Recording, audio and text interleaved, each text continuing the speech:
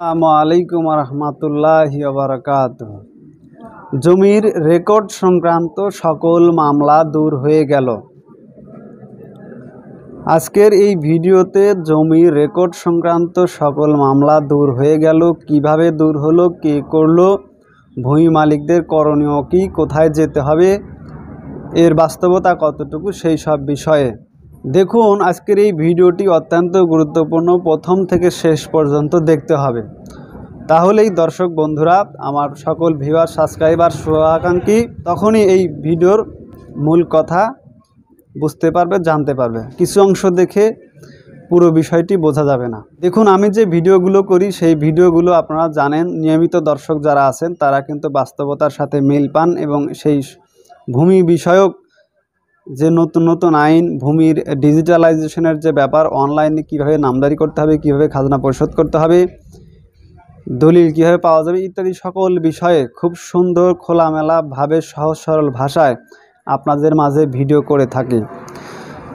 শুধু আমি যে ইউটিউবে ভিডিও করি আপনাদের মাঝে এমনটা কিন্তু নয়। আমার নিয়মিত দর্শক শুভাকাঙ্ক্ষী যারা আছেন তারা অন্যান্য চ্যানেলের ভিডিও দেখেন, এই সমস্ত ভিডিও দেখে আমার চ্যানেলের অন্যান্য ভিডিওর নিচে কমেন্ট করে জানতে চায়, ফোন করে, মেসেজ করে, যার ফলেই কিন্তু আমাকে সেই সমস্ত বিষয়ে কিন্তু আলোচনা করতে হয়, ভিডিও করতে হয়। তাহলে আজকের এই ভিডিওতে মূল আলোচনার বিষয় যেটি বলা হচ্ছে যে রেকর্ড সংক্রান্ত সকল মামলা দূর হয়ে গেল, ভূমি মালিকদের জন্য দারুণ সুখবর। আসলে দেখুন, জমি একটা সম্পদ, একটা স্থায়ী জায়গা, কিন্তু এর মালিকানা কিন্তু চেঞ্জ হয়। যেমন আমরা যদি বলে থাকি যে আসলে ভারতীয় উপমহাদেশের সর্বপ্রথম জমির যে জরিপ রেকর্ড, সেটা সিএস জরিপ বা সিএস খতিয়ান, তারপরে এসএ, তারপরে আরএস। একই রকমভাবে সিএস থেকে জমি আর এসএতে এসে অন্য মালিকের নামে হয়েছে, অথবা ওই জমিটা তার উত্তরাধিকারের নামে হয়েছে। তারপরে এসএ থেকে আরএস, সেখানে কিন্তু জমি হস্তান্তর হতে পারে, বিক্রি হতে পারে, কেউ একজন জোর করে দখল করতে পারে। একই রকমভাবে আরএস রেকর্ডের পরেও রেকর্ডটা কেউ জোর করে নিতে পারে, কেউ বিভিন্ন সিস্টেমের মাধ্যমে করে নিতে পারে, কেউ মালিকানা থেকে বঞ্চিত হতে পারে, কেউ জোর করে দখল করতে পারে ইত্যাদি। এই যে ব্যাপারগুলো জমি নিয়ে যে এটার সমস্যা, এটা কিন্তু নতুন নয়। আসলে সেই সমস্ত বিষয় নিয়ে কিন্তু আদালতে মামলা চলছে, মামলা হবে। অনেকেই আদালতের মাধ্যমে মামলা করে জমি পেয়েছে, রেকর্ড সংশোধন করে নিয়েছে। দলিল, ভুয়া দলিল দিকেও জমি দাবি করলে সেক্ষেত্রে কিন্তু তাদের শাস্তি হচ্ছে। আপনারা জানেন যে যখন দেশে যে সরকারি আসুক তারা কিন্তু জমির বিষয়টা কিন্তু কাজ করে থাকে, এবং ভূমির আইন বিষয়ে কাজ করে থাকেন। অনেক কথা কিন্তু তারা বলে থাকেন। গত সরকার যে ভূমির যে নিয়ে যে কাজগুলো করছে, অনেক কাজ কিন্তু করেছে, কিন্তু জমির মামলাটার জমি নিয়ে কিন্তু বিরোধ কিন্তু একেবারে শূন্য কিন্তু আনতে পারে নাই। তেনারা কিন্তু ভূমি অপরাধ প্রতিরোধ ও প্রতিকার আইনে কিন্তু অনেকগুলো বিষয় কিন্তু এনেছেন। জোর করে দখল করার শাস্তি, জাল দলিল তৈরি করার শাস্তি, মালিকানা, এই প্রতারণাগুলো, অপরাধগুলো, সেগুলো বিষয় কিন্তু সেখানে স্পষ্ট করে বলেছেন। সেগুলো নিয়ে কিন্তু আদালতে মামলা হচ্ছে, কাজ হচ্ছে। ভূমির ডিজিটালাইজেশনের ব্যাপারগুলো সেখানে সেটা বলা হচ্ছে। তাহলে এই বিষয়টাগুলো কিন্তু হচ্ছে, চলবে। যেই ব্যক্তি জমি নিয়ে যার আপত্তি আছে, যিনি জমির প্রকৃত মালিক, তিনি যদি আইনের আশ্রয় নেন, আইন বরাবর যান, তাহলে কিন্তু তেনার সম্পত্তিটা কিন্তু ফিরে পাবেন। আজ হোক বা কাল, হয়তো একটু বিলম্ব হবে, কিন্তু প্রকৃত যিনি মালিক তিনি কিন্তু সেই সম্পত্তি ফিরে পাবেন। তাহলে যে বিষয়টি এসেছে যে রেকর্ড সংক্রান্ত সকল মামলা, রেকর্ড সংক্রান্ত মামলা, এটা শেষ করার কোনো সুযোগ নেই। এটা কিন্তু শেষ করার কিন্তু সেভাবে কিছু নেই। আপনার রেকর্ড নিয়ে যদি আপনার কোনো আপত্তি থাকে, সেটা আপনি আদালতের মাধ্যমে, আইনের মাধ্যমে কিন্তু আপনাকে সংশোধন করে নিতে হবে। তাহলে এই সমস্ত কথা যে ভাইরা বলে থাকেন, যেনারা ভিডিও করেন যে রেকর্ড সংক্রান্ত সকল মামলা দূর হয়ে গেল, আপনি কিভাবে দূর করবেন? দেখুন, এক্ষেত্রে কিন্তু আমি বলবো যে আপনারা পুরো ভিডিওটি শেষ করে যাবেন। আমি যে ভিডিওটি দেখেছি সেখানে কিন্তু বলা হচ্ছে, যে ভিডিওর মধ্যে বলা হচ্ছে যে রেকর্ড সংক্রান্ত সকল মামলা দূর হয়ে গেল, সেই ভিডিওটি আমি নিজেও একবার দেখেছি। সেখানে কিন্তু বলা হচ্ছে যে নতুন যে সরকার এসেছে, সেখানে কিন্তু জমি নিয়ে কিন্তু তেনারা কাজ করছেন। ভূমি অপরাধ প্রতিরোধ ও প্রতিকার আইনে কিন্তু বলছেন, এবং তেনারা কিন্তু জমির নতুন যে জরিপ, ডিজিটাল জরিপ, ভূমির রেকর্ড, আপনারা জানেন যে সবাই কিন্তু একমত যে জমির রেকর্ড সংক্রান্ত বিষয় থেকে কিন্তু মামলার উৎপত্তি হয়। একটা নতুন রেকর্ড হয়ে গেল, সেই রেকর্ড যখন দেখা যায় যে পুরোপুরি গেজেট হয়ে গেছে, তারপরে গিয়ে কিন্তু জমির প্রকৃত মালিক যারা তারা এসে আবার কিন্তু আদালতের দ্বারস্থ হন। তো এটা আসলে দেখুন আমাদের কিন্তু অসচেতনতা আছে। যখন আপনার এলাকায় কোনো ভূমির জরিপ চলে, জরিপের কিন্তু প্রথমে যদি আপনার আপত্তি থাকে 30 ধারা 31 ধারা এই বিভিন্নভাবে কিন্তু স্থানীয় যে উপজেলা অফিস আছে, উপজেলা ভূমি অফিস আছে, সেটার মাধ্যমে অর্থাৎ এই প্রাথমিক পর্যায়ে কিন্তু রেকর্ড সংক্রান্ত যদি আপনার কোনো ভুল বা আপত্তি থাকে, আপনি আপত্তি দাখিল করে কিন্তু সমাধান করে নিতে পারেন। কিন্তু মানুষ কিন্তু সাধারণত সেটা করে না। পরবর্তীতে যখন গেজেট হয়, রেকর্ড হয়, তারপরে গিয়ে দেখা যায় যে 30 বছর 20 বছর পরে গিয়ে কিন্তু সেটার একটা ভুল ধরা পড়ে বা সেখানে কিন্তু আইন পর্যন্ত যায়।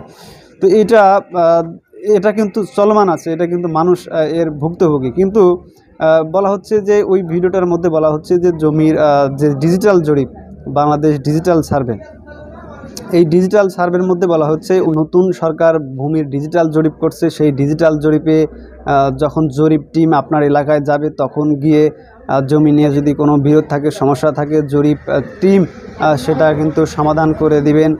তেনারা সকল কাগজপত্র চেক করবেন, যাচাই করবেন, জমিটার প্রকৃত মালিকের নামে রেকর্ড করে দেবেন। এইভাবেই কিন্তু বলা হচ্ছে মূলত ওই ভিডিওটার মধ্যে। দেখুন এইভাবে যদি সমাধান করা যেত, আপনার এলাকায় যখন বিডিএস জরিপ শুরু হবে, তখন গিয়ে যদি জরিপ টিম যারা থাকবেন, ওই সময় যে সমস্ত সংশ্লিষ্ট কর্মকর্তারা থাকবেন, তারা যদি সেই জমির বিষয়টা যদি সমাধান করে দিত, তাহলে কিন্তু সব সমস্যার সমাধান হয়ে যেত। কিন্তু আসলে সেটা কিভাবে সমাধান হবে? রেকর্ড সংক্রান্ত সকল মামলা কিভাবে আপনি দূর করবেন? একজনের আপত্তি তো থাকতেই পারে। পূর্বেই একটা রেকর্ড নিয়ে একটা মানুষের আপত্তি আছে, আদালতে মামলা চলছে, এখন নতুন করে ওই এলাকায় জরিপ গেল, নতুন জরিপ টিম সেখানে ধরলাম, সেখানে একটি স্থানীয় সকল মাতব্বরদের নিয়ে, সকল কাগজপত্র নিয়ে তারা সকলে মিলে স্থানীয়ভাবে সমাধান করার চেষ্টা তারা করলো। যদি এইভাবে জমির সরকার বলা হয়, তারাও কিন্তু চেষ্টা করেন যে আসলে প্রকৃত মালিকের নামে রেকর্ডটা হোক। কিন্তু যেটার সমস্যা একটু জটিল, সেখানে এই বিষয়টা কিভাবে সমাধান করবেন? যে স্থানীয়ভাবে ওখানে বসেই সমাধান করে দিয়ে প্রকৃত মালিকের নামে রেকর্ড করবেন, এটা হবে না। বেশি জোরাজোরি করতে চাইলে ওখানে মারামারি হবে, খুন হবে। সে দায়ভার কে নেবে? সে দায়ভার কি ওই জরিপ টিম নেবে? না, নেবে না। তখন কিন্তু সেটার ওই অবস্থায় বিবাদমান ওভাবেই বিভিন্ন জমির রেকর্ডের যে বিভিন্ন যে আইনগুলো আছে, তারা জরিপ টিম কিন্তু সেই আইনগুলোর আশ্রয় নিয়ে সেখানে কিন্তু সেই কাজগুলো কিন্তু করবে। তাহলে রেকর্ড সংক্রান্ত সকল মামলা দূর হয়ে গেল। কোন রেকর্ড সংক্রান্ত সকল মামলা দূর হয়ে গেল? আদালতে যে সমস্ত মামলা চলছে সেগুলো দূর হলো, নাকি জরিপ টিম নতুন করে জরিপ করতে আসবে, সেখানে এসে জরিপ টিম যারা থাকবেন তেনারা সকল সমস্যার সমাধান করে দেবেন? এটা সম্ভব নয়। কাজেই রেকর্ড সংক্রান্ত সকল মামলা দূর হয়ে গেল এমনটা বলা যাবে না। যদি এমন হয় যে কেউ একজন আদালতের জমি নিয়ে মামলা করেছে, যেমন আমরা গতকাল একটা ভিডিওর মধ্যে আমরা বলেছি যে সেখানে কিন্তু বলা হচ্ছে যে আমরা প্রতিবাদ স্বরূপ কিন্তু সেই ভিডিওটি করেছি। সেখানেও কিন্তু ওই অন্য যারা ক্রিয়েটর, অন্য যারা চ্যানেল পরিচালনা করেন, তারা কিন্তু বলে যে এসএ রেকর্ড বাতিল, এই থাম্বনেল দিয়ে কিন্তু ভিডিও করেছে। আমরা বলেছি দেখুন এসএ রেকর্ড বাতিল হয় নাই, বাতিল হবে না, সম্ভব না। কীভাবে বাতিল করবে? প্রকৃত যে মালিক তাকে আপনি একটা আইন হয়ে গেছে, গেজেট হয়ে গেছে, পাস হয়ে গেছে, আর ফট করে এসে এখন বটকু বলে দিলেন যে এসএ রেকর্ড বাতিল হবে না, কোনো রেকর্ডই বাতিল হবে না। যদি প্রকৃত মালিক আদালতে মামলা করে, মামলার মাধ্যমে যদি রেকর্ড সংশোধন করে নিতে পারে আইনের মাধ্যমে, সেটা হতে পারে। কিন্তু রেকর্ড সরাসরি বাতিল হয়ে গেছে এমনটি বলার কিন্তু কোনো সুযোগ নেই। বাতিল করলে সরকারকে গেজেট করবেন, সরকার বিভিন্নভাবে কিন্তু মানুষ জানবে। সরকারের যতগুলো প্রজ্ঞাপন আছে, অনেকগুলো ধাপ কিন্তু হয়, অনেকগুলো একটা আইন পাশ করার পেছনে কিন্তু অনেক লম্বা কিন্তু একটা হিস্টোরি থাকে, অনেক লম্বা পথ পাড়ি দিয়ে কিন্তু একটা আইন পাশ হয় বা একটা আইন বাতিল হয়। এটাই হচ্ছে ব্যাপার। তাহলে আমরা কিন্তু সরাসরি বলতে পারি না যে একটা রেকর্ড বাতিল হয়ে গেছে।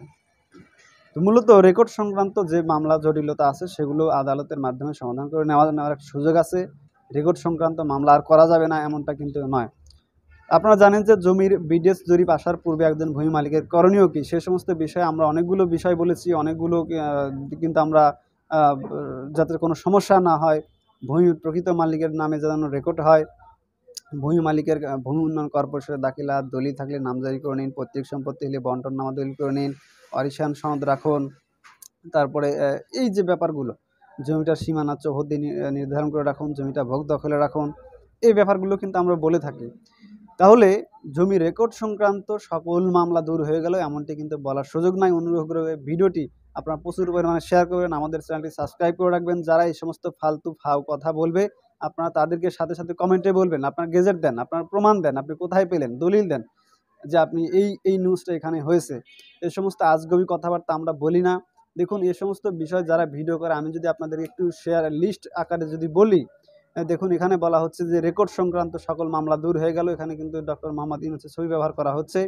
এই সমস্ত ভিডিও যেখানেই যাচ্ছে মানুষ কিন্তু প্রচুর পরিমাণে লাইক করছে, শেয়ার করছে, কমেন্ট করছে, এবং এটা কিন্তু আসলে ঠিক না। তারপর বলা হচ্ছে যে অবশেষে এসএ রেকর্ড বাতিল হয়ে গেল, এমনটাও কিন্তু নয়। তারপরে আছে যে ৩ কারণে আর পিতার সম্পত্তি কন্যা পাবে না। এই যে এটা কিন্তু দিয়ে শেখ হাসিনার ছবি ব্যবহার করে কিন্তু ভিডিও করা হচ্ছে। সেখানে মানুষ কিন্তু প্রচুর লাইক, কমেন্ট, শেয়ার করছে। তারপরে আছে যে দলিল খতিয়ান ছাড়াই এই ২টি প্রমাণ থাকলেই জমি হবে আপনার। একেবারে যা তা অবস্থা। সুতরাং এই সমস্ত বিষয়গুলো আপনারা খেয়াল করবেন। আমরা বলব যে আপনারা এই বিষয়গুলো আপনারা বাস্তবিক সাথে মিলিয়ে নেবেন। আপনার যদি কোনো প্রশ্ন মতামত থেকে থাকে, আপনার জমি নিয়ে যদি কোনো সমস্যা থেকে থাকে, সেটা অবশ্যই আপনারা একজন আইনজীবীর সাথে পরামর্শ করে সে অনুযায়ী ব্যবস্থা নিলে অবশ্যই আপনার সমস্যা থেকে সমাধান পাবেন। অনুরোধ করে ভিডিওটি শেষ পর্যন্ত দেখেছেন। ধন্যবাদ সবাইকে। চ্যানেলটি সাবস্ক্রাইব করবেন, ভিডিওটি শেয়ার করবেন। আসসালামু আলাইকুম।